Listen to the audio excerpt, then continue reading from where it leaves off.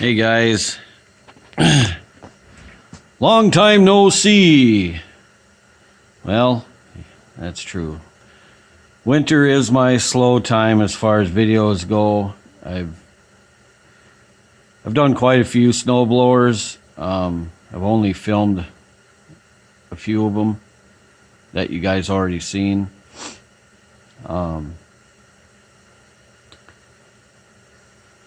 But it's been so long since I put one out, I figured, here we go, another snowblower. This one's a 5-horse, 24-inch deal. I'm in the tent with the heater blasting away. It's about 17 degrees outside with a wind chill or feels like temperature of 7. So I don't want to be out here really, because this heater in this environment doesn't work that great unless it's in the upper 20s or so. Right now the temperature in the tent here is about there looks like 38 or so. Hopefully we'll get to 40. And see my breath. So what we got here is failure to start. So it doesn't really start. I have not even tried it. And it leaks gas. I guess it's got a new carburetor. This is a colleague at work. This is her and her husband's. And so I said I'd fix it for her, and here it is. So I'm gonna put you in the stand, and we're gonna start taking a peek at it. Well,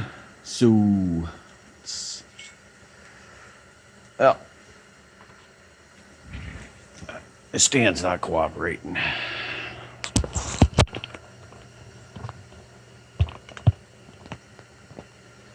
Too high. Doesn't want to lower.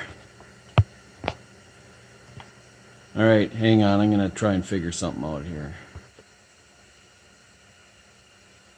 Alrighty. We are back. So.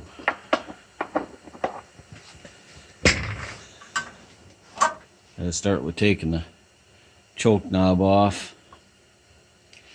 Why don't?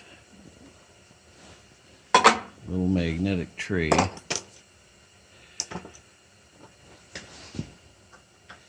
There's usually 2 Phillips screws here.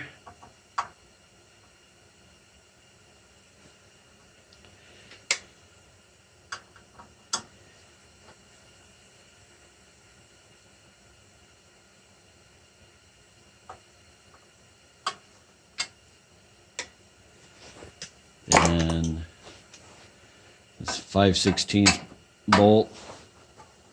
You don't need to take it all the way out because it's slotted, so you just loosen that one, and this should come off. Now this key, you don't need to take the key out. Sometimes it's connected down here with a Phillips screw. This one is just attached with a spade, so take that off, set that aside. Now the gas is off, and it is a new carburetor, it looks like. Her dad offered to fix this for her, and well, dad being a dad, that's great. I just hope he kept in mind that if he didn't get it fixed, that there's going to be somebody else in line that's going to have to fix it. So I hope he didn't dink around with the governor or God knows what. So as far as I can tell, linkage looks like it's right. It does seem awfully loose, but I think it's supposed to be that way because it's there we go. So I think he's got that hooked up right. And the spring, there's a little spring down here you'll see later. I'm just checking it preliminary here. Looks like it should be in the right hole. Well, this gas line, oh boy.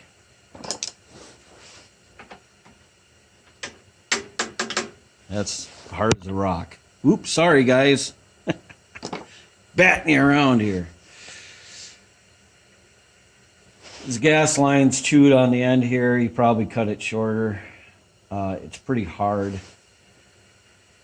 Oh, dang it. I don't have any of this gas line. I'm pretty sure I don't anyway. It's smaller than a quarter. Because it has to go through here. And sometimes you can get a quarter through there, but it's easier if you use smaller stuff. So we can take this, well, let's turn the gas on and see where we got a leak at. You know, another thing I noticed here too is the primer. Here's your primer bulb. There's a line. It should come over the top of the gas line and come around this way. It's actually going around this way. Oop, we're dripping out gas already. Where is it coming from? It's coming from the carburetor. It's overflowing. Okay. So we got a needle and seat issue on a brand new carburetor. Okay. You know, you just never know. So, back to the primer line. He's got it going underneath this hard gas line. It actually looks like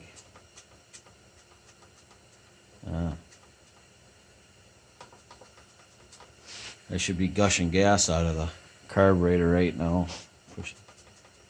I can hear it blowing somewhere. It sounds like in here. I bet there's a hole in it. Plus it's pinched. So that we'll have to address. Here's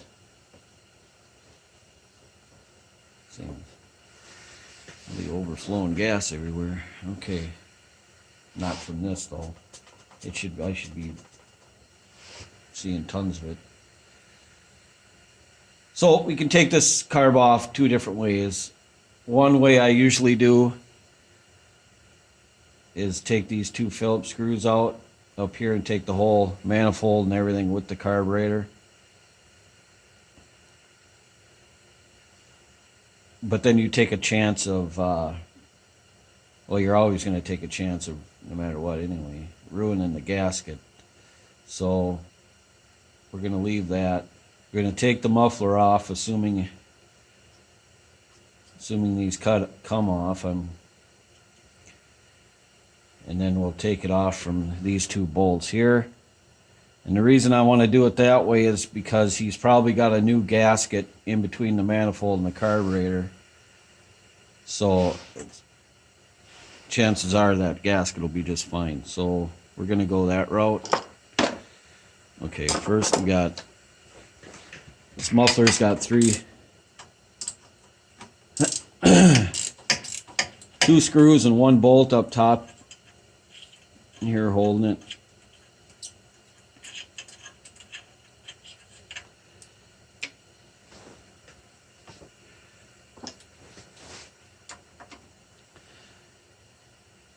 These screws sometimes, oh boy, will give you a fight and they'll want to break. So you take a chance doing it this way too. This one's appearing to be fine.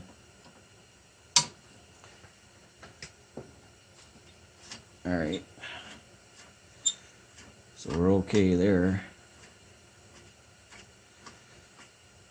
Now sometimes there's a gasket, you know, exhaust gasket. which doesn't appear there is one. You know, look at this. You can see this hole does not line up with the exhaust hole. You know, it's maddening. But it is what it is.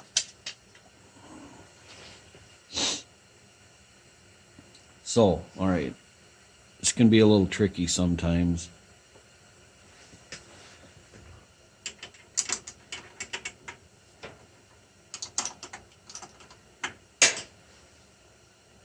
Because there's a bolt that goes through here, through the manifold, and it'll likely spin.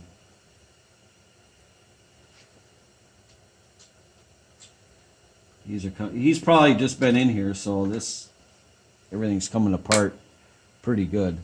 Now this one, unless we take the gas line off, but it's really hard, so I think we're going to have to get the carb off before we get this line off. If I could take the line off now, I could probably get at this nut. You know, it's... See, now I can't even. So, on this one, you can get at the bolt from the back. And we're going to try that.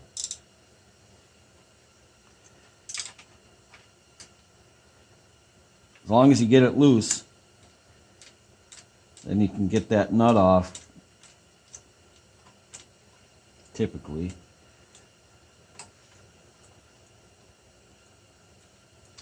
With your fingers.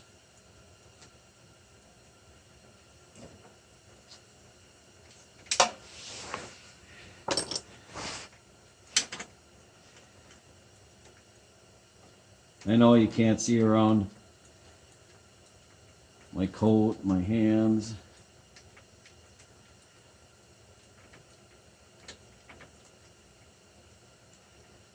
But it takes two hands sometimes to do something, so I got that nut off. Now, okay, the primer line's got to come off, which is full of gas. That's because it overflowed. Now you see our gasket's loose, so there you go, because her dad was just in here, so. You probably replace that gasket when you replace this carb. Now, you always have to make sure you know. And believe it or not, some are different than others. Most of these 5 horses use the second hole in. And there's a bigger hole here, which obviously you don't use because it's huge. There's one here. I should get you up closer so you can see. Without the glare, preferably. See here? Typically, they go into that hole right there. Now, I have seen them. They're on the first one here, but that may be 4 horses. There's 3.5, so I can't remember if any 5s are like that, but there you have it. Look at that line. I can see it through the camera, but I can't almost tell looking at it with the bare eye that it's cracked right through here. That's crazy. Okay. It's back in there. Now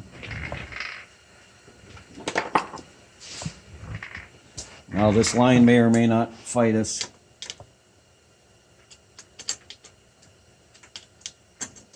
Okay. Not giving us too much of a challenge.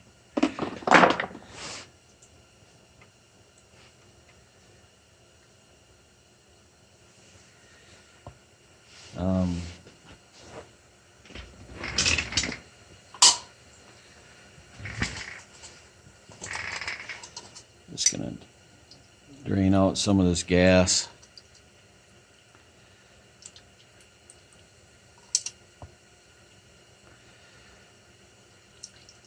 There we go, right out the primer line.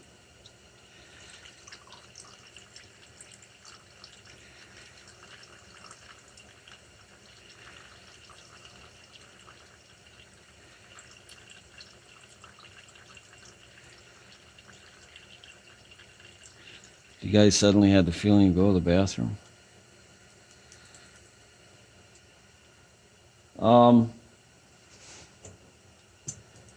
There was a little bit of gas in here from another thing I was doing, but not much, and it sure didn't look like this. If you guys can tell, it's cloudy. Now, when it's cloudy like that, typically you have water in your gas.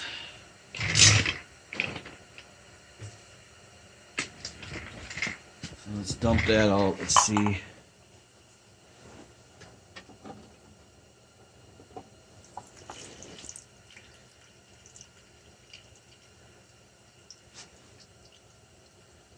I don't think there's a whole lot of gas in here. And I really don't have any idea if she's even ran it this year yet. So I think it's been broke down this whole time. And it's right now it's February, I don't know, 8th or 9th, I don't know.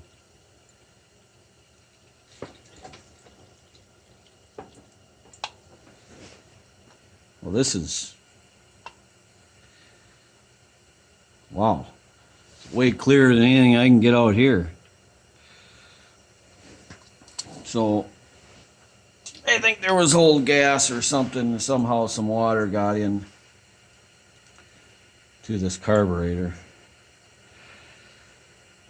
Now,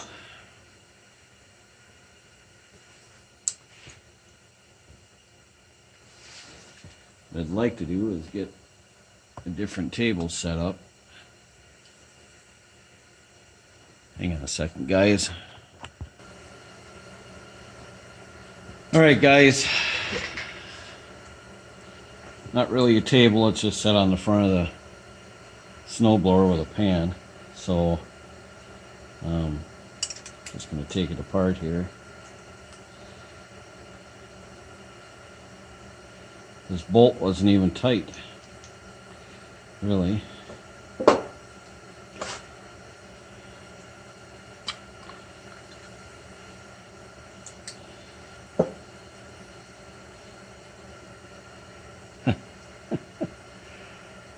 I think I know what's going on here. I mean, you can tell there's a problem, right? This float should be sitting right about there, and it's not. And take that out. See, this is an aftermarket carburetor. Huh? My suspicion was wrong. Huh. These aftermarket carburetors are a little different than your regular Tecumseh. Tecumseh carburetors will have the rubber seat down in there, and then just have, well, here I got one right here, and then the needle will just be a regular metal needle. The one in the aftermarket carbs have the rubber tip on them. But, see, I thought maybe you put a regular one in off the original carburetor, maybe put the needle in from the stock one. But that's not the case here. But everything seems to be right, except, you know what, this may be mashed down too far. I'm getting dirt all over everything from my dirty fingers. Well, let's try, I'm going to take this regular Tecumseh one out of there so we don't mix it up.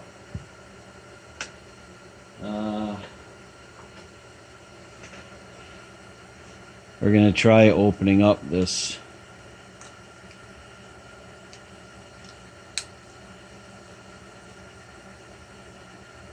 I'm probably going to have to fine tune it.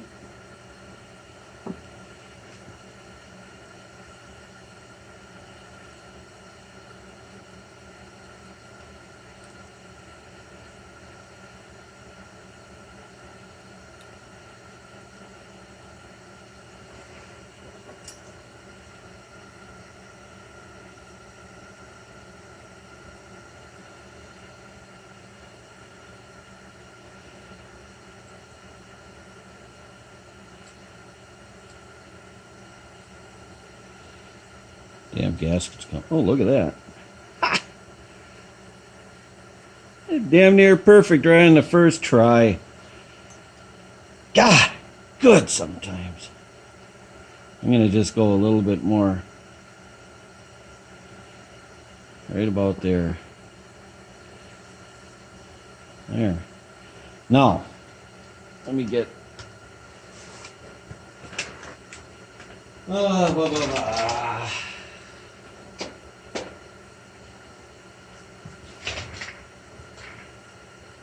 This probably won't go in there. Give me a second, guys. Give me a second.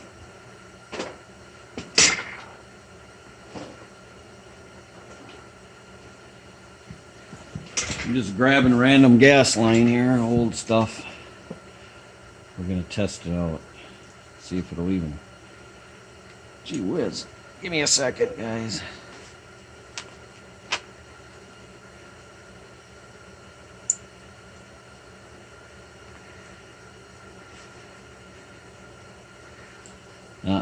This gas line ain't gonna fit.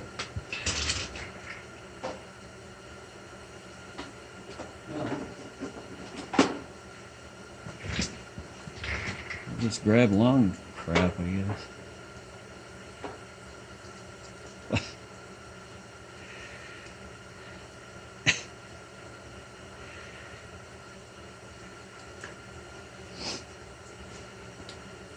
Okay.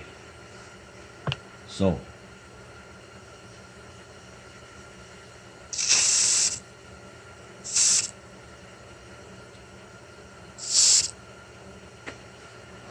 All right. I think we got her.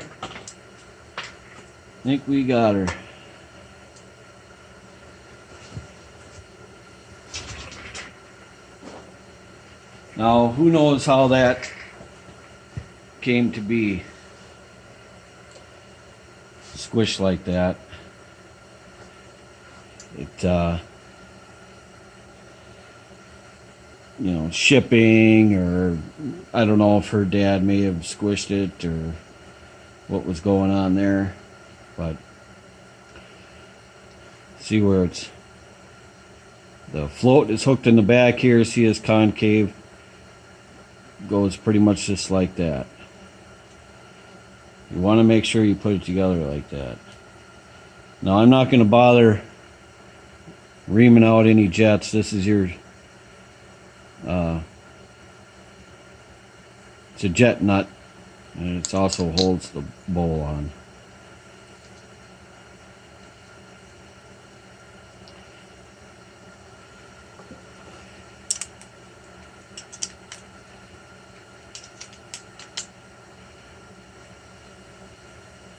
Okay.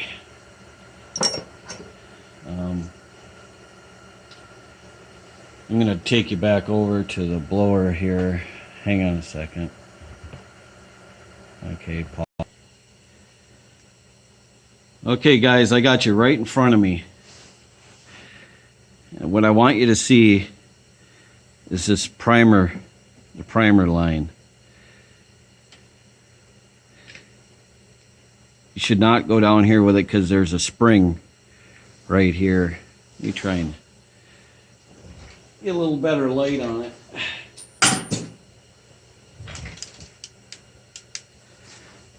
Okay, see this spring? You don't want this hose anywhere near it. And there's a series of holes here.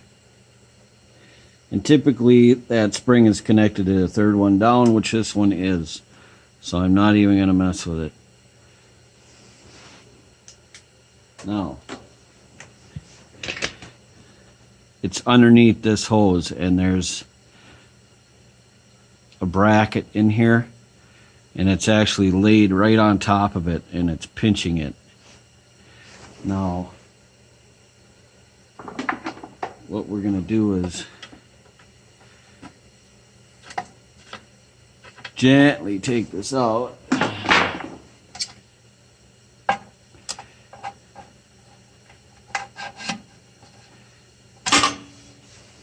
All right.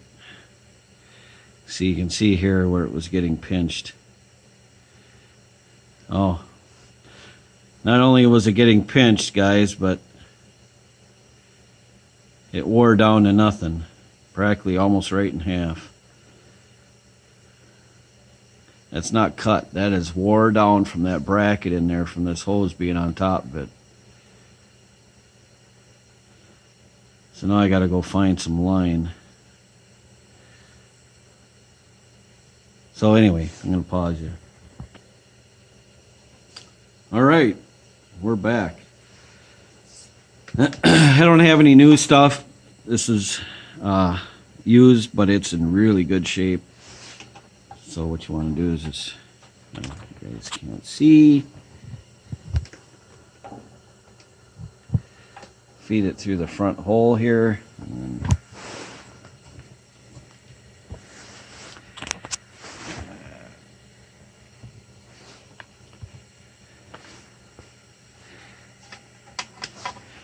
And what you want to do is come over the top of this. And typically what you want to do is, I don't know if it's long enough. Looked like it was about the same length as the other one. It should come around the front of it, front of the carb, and hook into it. We'll see how that goes in a little bit. But this is how you want it though. You want it, I mean, you could even go back here. No, you can't. Well, you could. But I like to go in front of it.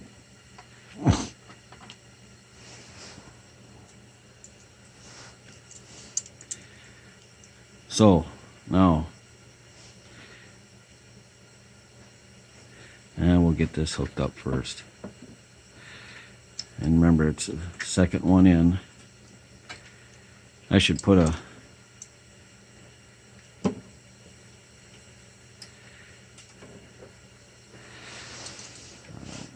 one of those things that go on there, I really like to change this line out. I still probably will. Probably just not on camera because we're at almost a half an hour and I want to see if this thing runs. So, but I still want to put a clamp on there if I can find one.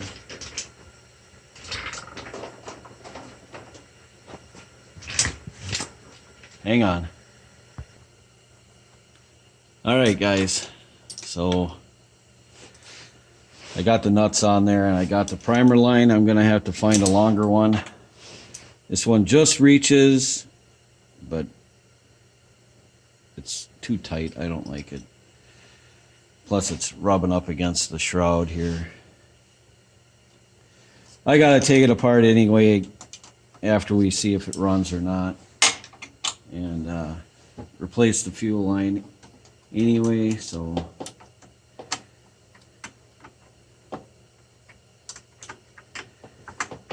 which kind of sucks because on these Tecumsehs it runs through the back behind the flywheel and all that, through some bracketry, and sometimes you have to take the shroud off to do it. Sometimes you can get lucky and worm it through. It all depends, It's always different every time. So that's a whole thing in itself.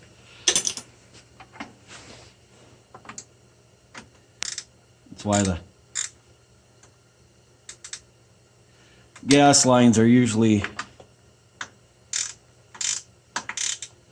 bad on these because nobody ever wants to change them.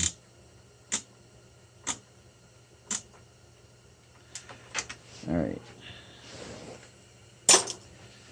So I guess, well, why don't we turn the gas on now, and then in that time we're going to put the muffler back on too.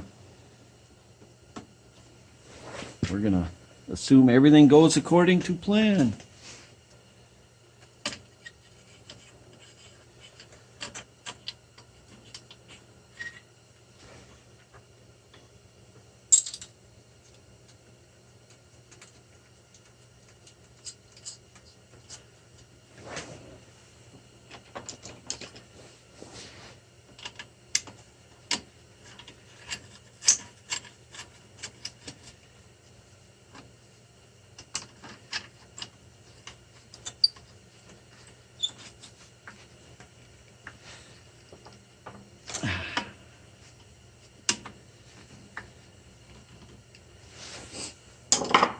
For starting purposes, I'm not going to put the cover back on.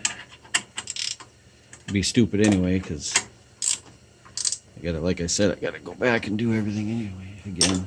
So, okay, gas has been on, and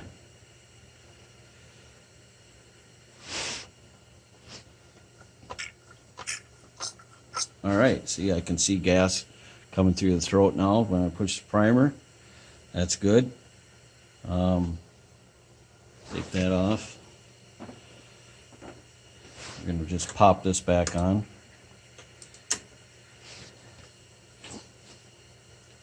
But I really don't want to start this in here in my tent for obvious reasons. So I'm